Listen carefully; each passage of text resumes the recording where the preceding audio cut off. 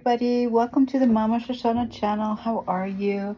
I am Shoshana Mizell, also known as Mama Shoshana. And welcome to the channel. If this is your first time here, welcome. If you're coming back, I'm so glad that you're here. Today, I am doing the podcast from my office. And I just wanted to do a quick post about a really pretty significant experience I've had in my life, and that is about forgiving the unforgivable. So if that's something that you're dealing with or that you've experienced, stay tuned and I will be right back. Okay, so I do want to preface this with a trigger warning, because this particular experience I had had to do with my father and sexual abuse. So if that's something that is going to trigger you or bring back any kind of traumatic memories, it's probably best that you don't watch this. If you are able to listen to these things, if you know somebody who's been through this and they're having a difficult time forgiving the unforgivable, then maybe it's something that you might want to listen to. So my challenge has always been forgiving my father for being physically inappropriate with me. He didn't go as far as some people do with their children, but my father was, physically and verbally had incested me. So I'm 63 years old now, and honestly, it was just the last year that I've been able to completely and utterly forgive him.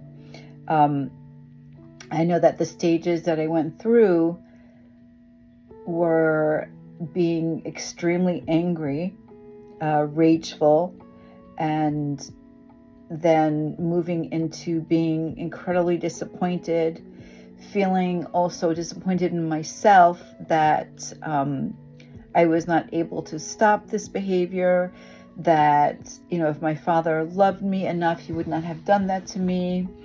What was wrong with me? All the things that, a lot of people go through in their minds when they do have this kind of experience.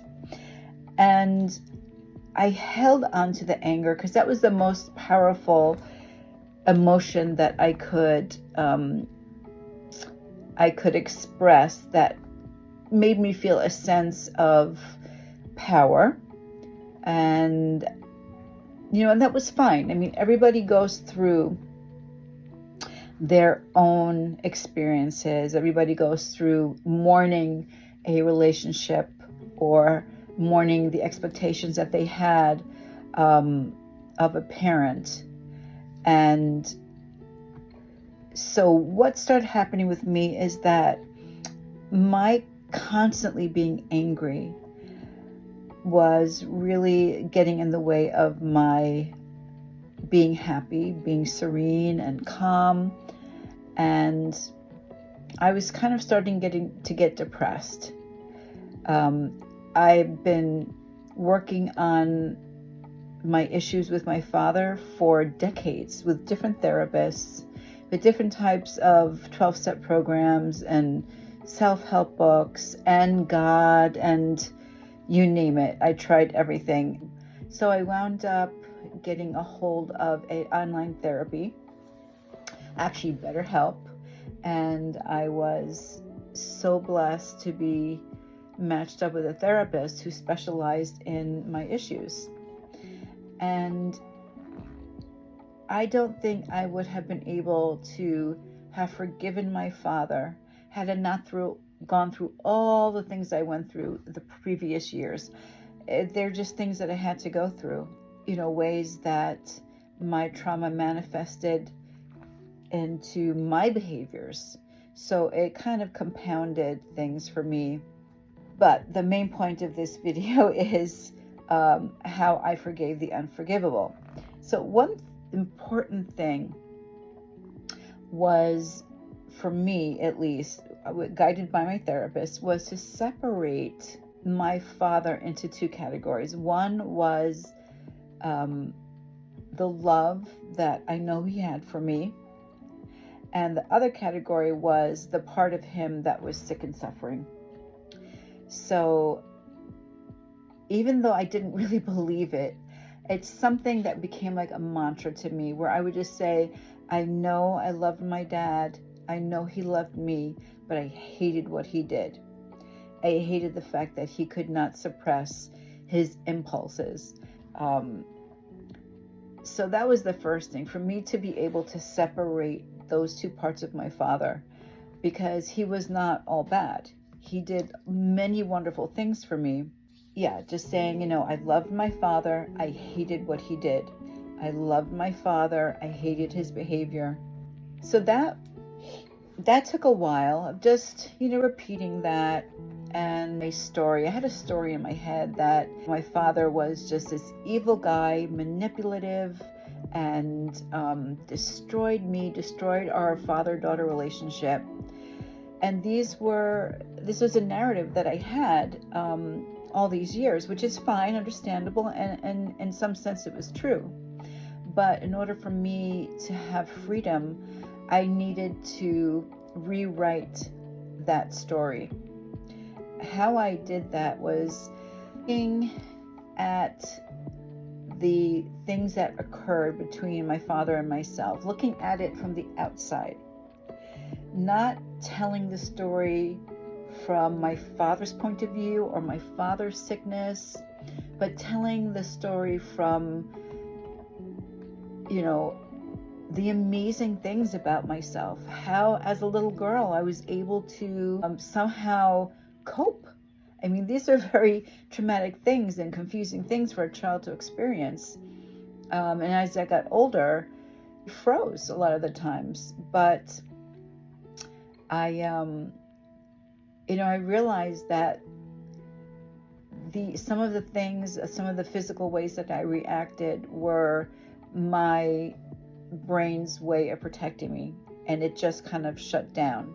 It shut me down. It shut down any awareness of what was happening around me. And when things like that happen, it's really difficult to grab a hold of the reality. So I went back in time and I looked at that day when I froze and I shut down.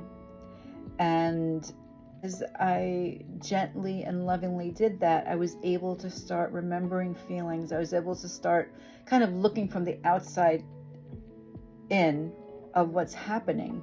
And that part of me was able to tell the story about what happened to me. So then I was able to own that more. Owning my own life, owning my own story, even when things seemed like I was completely powerless and vulnerable. Owning that story now brought me back some autonomy over my body. So that was the next stage that I went through. Again, telling my story from my point of view, not the perpetrator's point of view. And then the third thing, which really, really helped me, was my therapist had told me to look at my father and just try to understand where he came from, which I had done many, many times.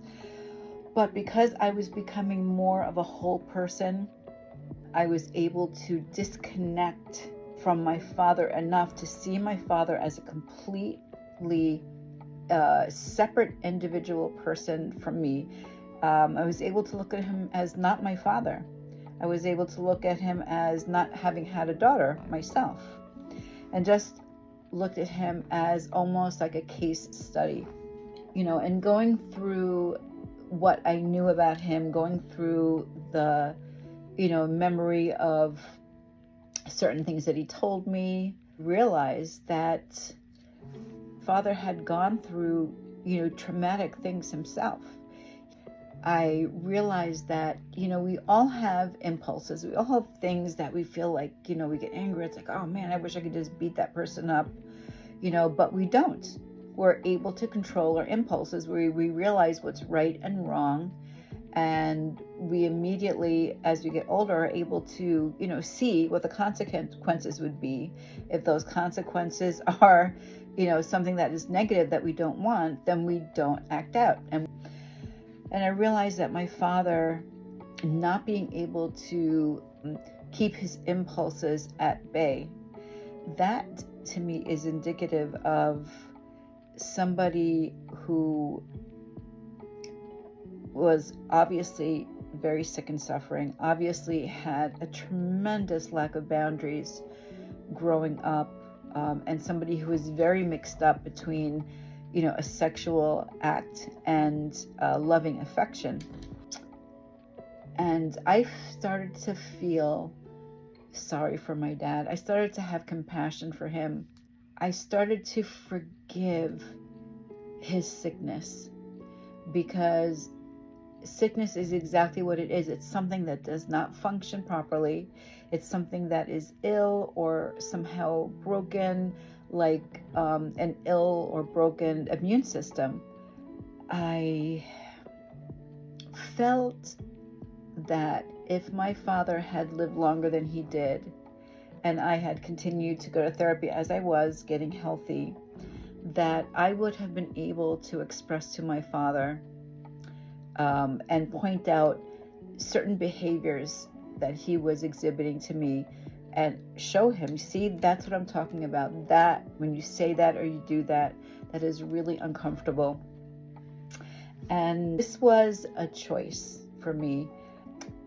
Keeping rageful, keeping angry about this, and kind of caressing the trauma, because I felt that's all I had. This is whatever I had left over from my father. Stopped being comfortable. As I started getting healthier, those feelings, sensations, and intense emotions were really uncomfortable. So I didn't know how I was going to do it, but I did know that I wanted some kind of closure with this. I wanted some kind of freedom. So in forgiving the unforgivable, I have received freedom from pain, from horrible memories, from being triggered, from having flashbacks. Again, this was a very, very slow process.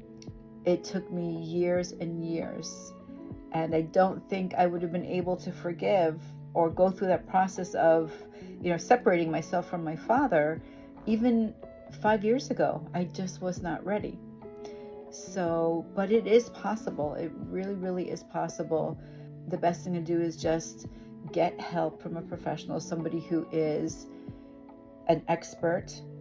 That is their specialty, at least one of their specialties, which is victims of sexual abuse. And go from there and find somebody that you feel comfortable with. Find a therapist that, is compassionate, but also challenges you to look at yourself, look at your behavior, look at how you may be hanging on to old patterns that worked for you before, but that are no longer serving you. So thank you for listening to this. Hopefully it helps somebody. If anything, perhaps you can help another person to know that, no matter what happened to them when they were children, there is definitely the promise of release and freedom from that pain. So thank you again. And if you'd be so kind as to subscribe, share, like, and of course, comment if you feel inspired to. I'll see you next time. Bye. Mwah.